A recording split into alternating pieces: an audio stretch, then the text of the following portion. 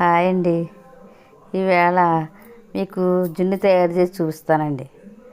ఆవు పాలతో జున్నిది. ముర్రు పాలు ఆవు పాలే, తోడు పాలు ఆవు పాలే, లీటర్ పాలండి. అవి ఏమో ముర్రు పాలండి. అవి చూడండి చిక్కగా ఉన్నాయి కదా, అవి ముర్రు పాలు. అవి అలా పట్టుకుంటే జిగిరి జిగిరిగా ఉండాలన్నమాట. అవి అయితే సోళ్ళ పాలు, ముర్రు పాలు. అట్లా వేసుకోవడానికేమో రెండేమో లాలిక్కాయలు, మిరియాలండి 20 అండి. అది దంచుకొని పొడి చేసుకున్నాం. ఇది లీటర్ పాలకి 1/2 కేజీ బెల్లం పడుతుందండి.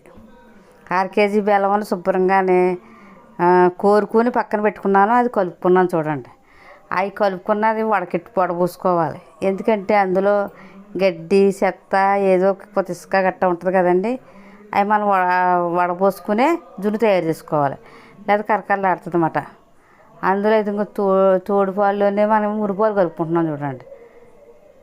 అదిగోండి ఆవు ముర్రు అండి. ఈ ఆవు ముర్రులోని B12 విటమిన్ ఉంటుందండి. మనిషికి చాలా ఆరోగ్యం, హెల్త్కి చాలా మంచిదండి. ఇది జున్ను అంటారా, అది వాత ఉంటారు కాదండి. ఆవు జున్ను మహా వేడండి. ఇది ఆవు పాలు కదా, తోడు పాలు ఆవు పాలే, ముర్రు పాలు ఆవు పాలే. ఇందులో లాయిక్కాయలు, మిరియాల పొడి మనం కలుపుకుంటున్నాం అన్నమాట. అది శుభ్రంగా బాగా కలుపుకోవాలి. బాగా కలుపుకుని అది నేను ఎలా పెట్టుకుంటున్నానో చూడండి. వాటర్లోని అలా పెట్టుకుని వండుకోవాలి జున్ను. నేను 2 గ్లాసులు వాటర్ వేసుకున్నాను. పైన మళ్ళీ మూత వేసుకుంటానండి గిన్నెకి. దానిపైన మళ్ళీ ఆవిరిపోకుండా మళ్ళీ మూత వేసుకోవాలి. దాన్ని పొయ్యి మీద పెట్టుకున్నాం. పైన గిన్నె లోన ఇంకో గిన్నె వేసుకోవాలి కదా మూత. దీని మీద ఉన్న ఆవిరి అంతా పాలలో పడకుండానండి. పడితే జున్ను బాగోదు, నీళ్ళలాగా అయిపోతుంది అన్నమాట. మనం అలా మూత వేసుకోవాలి పైన పాల మీద. జున్ను అయితే అరగంట మీడియం సైజులో పెట్టుకుని మనం వండుకోవాలి. అది చూడండి, మనం ఇలా చూడండి సాగాలు దింపుతుందని చూసారా. దానికి కొద్దిగా కూడా అంటుకోవట్లేదు. అదే పాలు ఉడకపోతే పాలు అంటుకుపోతాయి అన్నమాట. ఇప్పుడు మనకు జున్ను రెడీ అయిపోయినట్టు లెక్క. ఇప్పుడు జున్ను అయితే మనం వేడిగా దింపేసుకుందాం. అది చల్లారిపోయాక ఓపెన్ చేసుకోవాలండి. జున్ను అన్నది చల్లారిపోయాక తింటేనే బాగుంటుంది.